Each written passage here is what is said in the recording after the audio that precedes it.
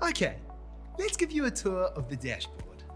On the left-hand side, Toolbox is feeding you back all of your performance from the previous week.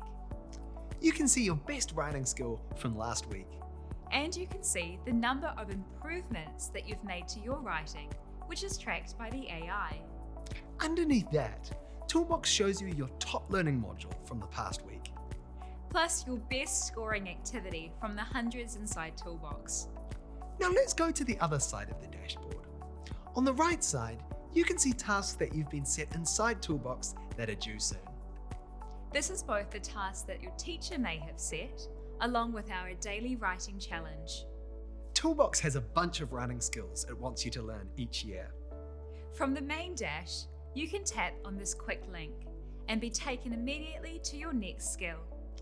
Finally, everyone likes to set goals, and Toolbox allows you to set your own writing goal. Think of a goal for the term or for the year. To set your goal, click on the link and select a writing goal from a drop-down list in your account. Your account is also where you can change your Toolbox character. They are a lot of fun, so have a look and explore the range and character options to suit you.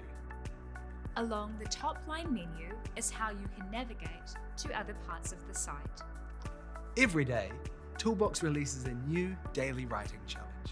Simply hit on the target and you will be taken to today's. The right icon moves you through to the 8 writers inside Toolbox. Tasks holds all the tasks you have been sent by your teacher. The file icon is what we call work. Work is where all the pieces of writing you create are stored. If you'd ever like to find anything you've written, this is where you head. Next is your learning journey.